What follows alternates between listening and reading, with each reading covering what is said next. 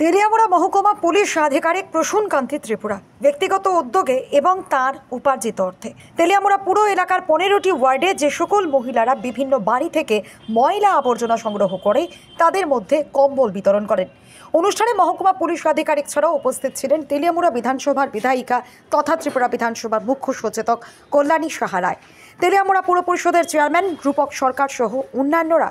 এদিনের এই সংক্ষিপ্ত অনুষ্ঠান শেষে বিধায়িকা সাংবাদিকদের সামনে নিজ প্রতিক্রিয়া ব্যক্ত করতে গিয়ে সদ্য বিদায়ী মহকুমা পুলিশ আধিকারিক প্রসূন কান্তি ত্রিপুরার ভূয়সী প্রশংসা করেন।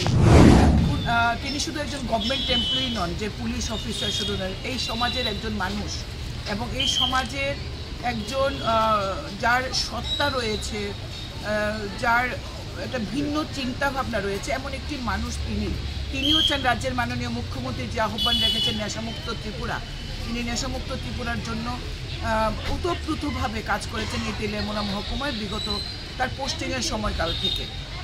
তিনি এর মধ্যেই যুব সমাজকে সচেতন করার জন্য তিনি একজন ব্লগার হিসেবে সারা রাজ্যে স্বীকৃতি পেয়েছেন এবং তিনি বিভিন্ন ব্লগ লিখছেন এবং সোশ্যাল মিডিয়া ইউটিউব চ্যানেলের মাধ্যমে নেশামুক্ত ত্রিপুরার লক্ষ্যে যে কাজ করছেন সেগুলো তুলে ধরেছেন।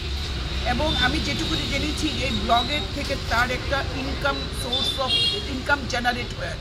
এই ইনকাম জেনারেশন থেকে তিনি এটাও আবার এই সমাজ যে মানুষগুলোর থেকে তিনি যে পদ্ধতিগতভাবে বৈজ্ঞানিক যে সিস্টেমের মাধ্যমে যিনি যা টাকাটা তার উপার্জন হচ্ছে নেশামুক্ত ত্রিপুরা করার ক্ষেত্রে, সেই টাকাটা নিয়ে তিনি আবার সমাজে সেটা ফেরত দিচ্ছেন।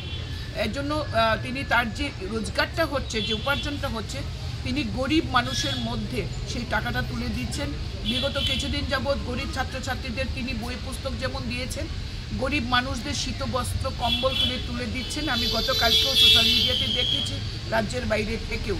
আজকে সকালবেলা আমি যখন যাচ্ছিলাম তেলিয়ামুড়ার দিকে প্রচুর মহিলার ভিড়, তারপর জানলাম যে তিনি মিউনিসিপ্যালিটির ডোর টু ডোর যে গার্বেজ কালেকশন করেন, সেই গার্বেজ কালেকশন যারা কষ্ট করে করেন তাদেরকে শীত থেকে রক্ষা করার জন্য শীতবস্ত্র কম্বল আজকে এসডিপিও সাহেবের অফিস কমপ্লেক্সে তাদেরকে দিয়েছেন, তাদেরকে প্রাতরাশ করিয়েছেন, তাদের শুভেচ্ছা আশীর্বাদ তিনি গ্রহণ করেছেন। এটা বিশাল উদ্যোগ, মহান উদ্যোগ, আমি স্বাগত জানাই।